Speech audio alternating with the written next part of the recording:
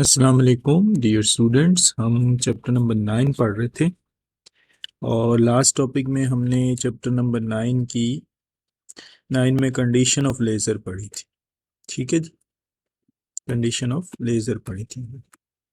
Next अब हमारे पास है जी, यहाँ ये हो गया था, मिशन ऑफ लाइट भी हो गया था जी, और सिमुलेटेड एमिशन भी हमने पढ़ लिया, प्रॉपर्टीज भी हो गई, कंडीशन पढ़ ली थी हमने, जो कि 3 कंडीशन थी हमारे पास।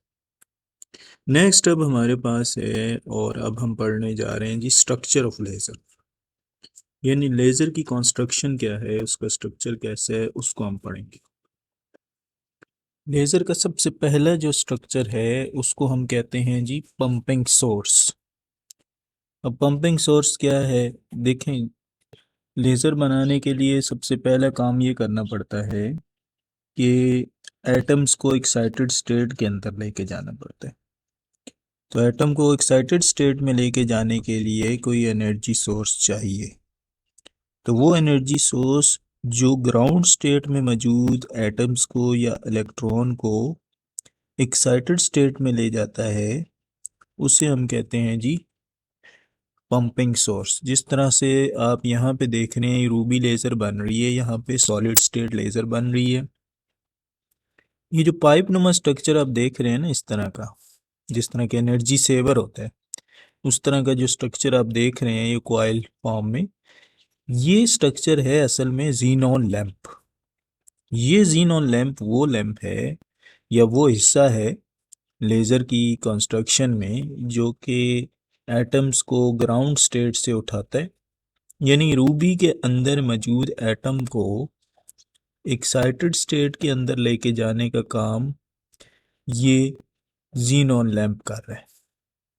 तो पंपिंग सोर्स एक ऐसा हिस्सा है स्ट्रक्चर ऑफ लेज़र में जो कि लोअर एनर्जी स्टेट में मौजूद इलेक्ट्रॉन को एनर्जी फ्राहम करता है और उनको हायर एनर्जी स्टेट के अंदर ले जाता है। ये पंपिंग सोर्स का असल काम है।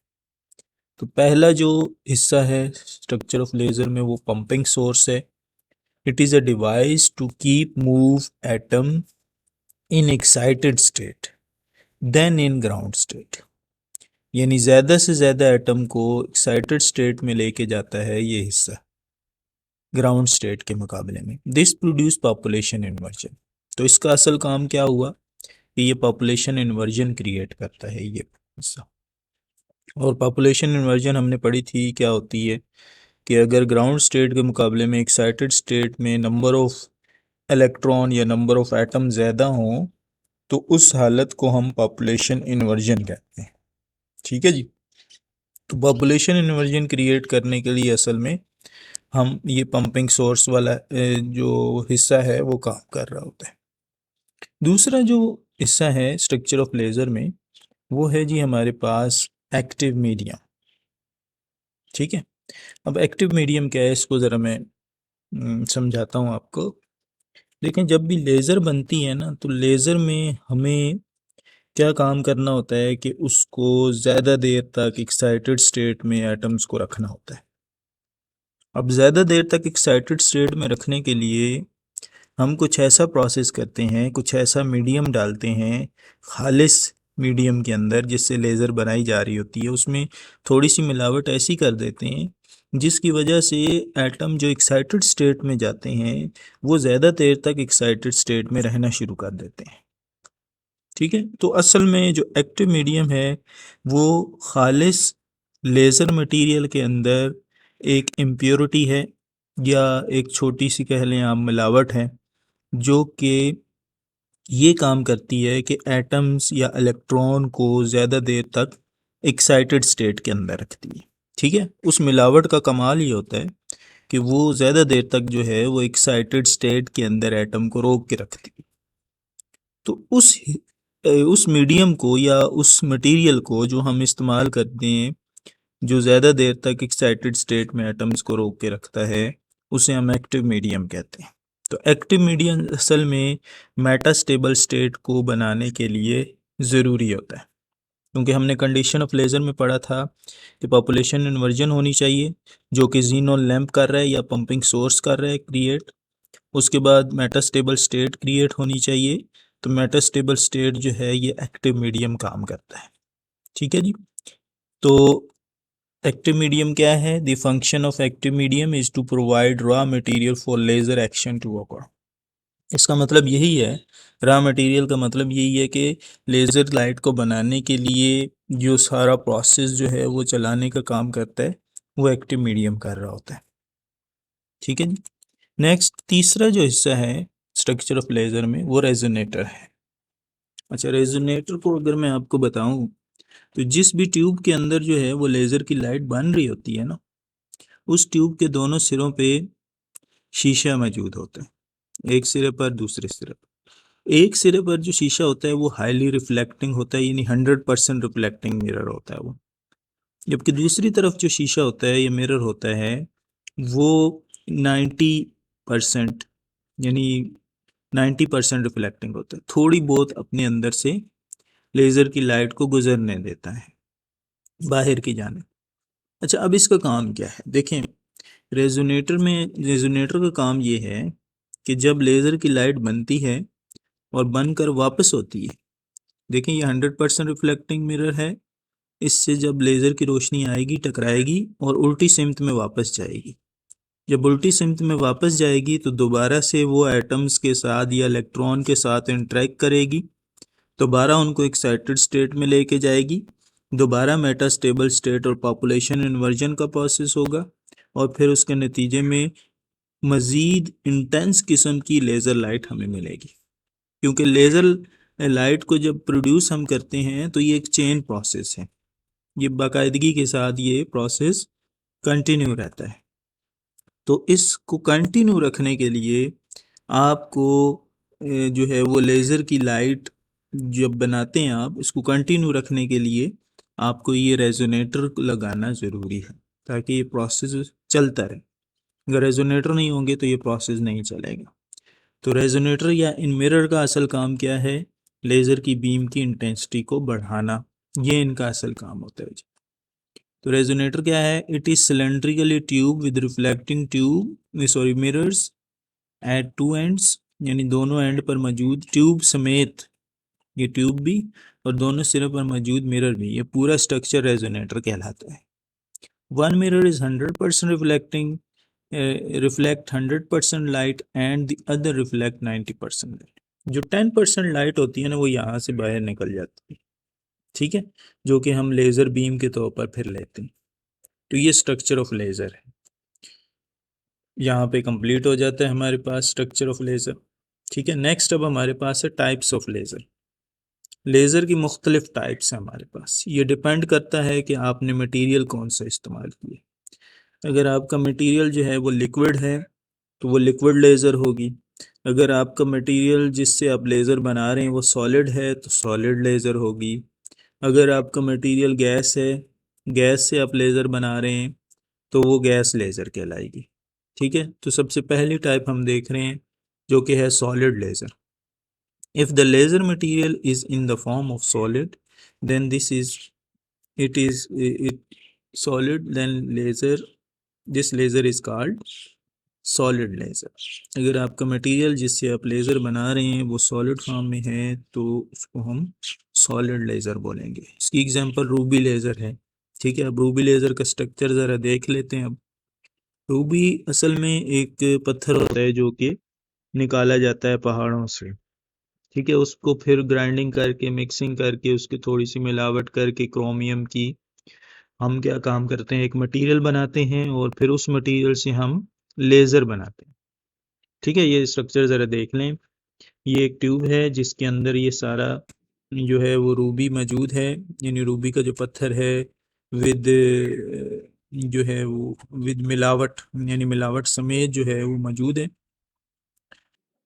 और ये सारा स्ट्रक्चर जो है वो एक ट्यूब के अंदर मौजूद है और उस ट्यूब को जो है वो कूलिंग मटेरियल या पानी जो है वो इर्द गिर्द फैलाया जाता है ताकि ये रूबी का जो पत्थर है या ये मटेरियल है ये गर्म ना हो। इसके इर्द गिर्द जो है वो जीनोन लैंप होता है, जीनोन लैंप पंपिंग सोर्स का काम कर रहा होता है।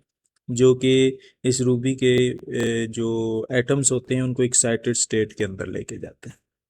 इसके दोनों सिरों पर जो है वो रूबी के पत्थर के दोनों सिरों पर मिरर मौजूद होते हैं। एक 100% रिफ्लेक्टिंग होता है, जबकि दूसरी तरफ जो है वो 90% रिफ्लेक्टिंग होता है। ठीक है, तो बीम यहाँ से लेज़र की बन के निकलती है इस पॉइंट से। तो ये स्ट्रक्चर है रूबी लेज़र का। नेक्स्ट हमारे पास जो लेज़र की टाइप है वो है जी liquid laser. In liquid laser, a color is mixed in methanol or some other liquid to produce laser. हम मेथनॉल लेते हैं, उसमें किसी कलर को मिला लेते हैं जिस कलर की हमने लेज़र बनानी होती है, और फिर जो है वो उससे हम लेज़र बनाते हैं। तो अब इसका भी स्ट्रक्चर देख लें। देखें यहाँ पे अगर आप देखें तो इस पंप के ज़रिए से जो है वो इसके अंदर लिक्विड को भरा जाता है। इसे हम कैपिलरी ट्यूब भी कहते हैं। इसके अंदर जो है वो लिक्विड मौजूद होता है, कोई भी लिक्विड है। लेट्स सपोज मेथनॉल है, उसमें हमने जो है वो ब्लू कलर मिला दिया, तो हमें ब्लू कलर की जो है वो लेज़र मिलेगी फिर उस सूरत में। तो यहाँ पे एक चीज़ मैं बता दूं कि हमें जो है वो यहाँ पे लिक्विड का एक ख़ास प्रेशर क्रिएट करना पड़ता है इस ट्यूब के अंदर। ठीक है, और उस प्रेशर को क्रिएट करने के लिए यहाँ पे पंप लगाया जाता है। अब जो लिक्विड होता है उसके एटम्स को एनर्जी फ्राहम करने के लिए हम जीनोन लैम्प का इस्तेमाल नहीं करते, बल्कि डीसी पावर सप्लाई के ज़रिए से हम एक फ्लैश लैम्प का इस्तेमाल करते हैं। वो फ्लैश लैम्प क्या काम करता है? वही काम करता है जो कि जीनोन लैम्प कर रहा होता है। यानी इस लिक्विड के मालिक्यूल्स को, जो नीले कलर का आपको नज़र आ रहा है, एनर्जी फ्राहम करना इस फ्लैश लैम्प का काम होता है। और फिर इसके अंदर जो है वो हमने कुछ मिलावट ज़रूर की होती है किसी और किस्म के लिक्विड की, जिसकी वजह से ये ज़्यादा देर तक एटम जो हैं या इलेक्ट्रॉन एक्साइटेड स्टेट में रहते हैं।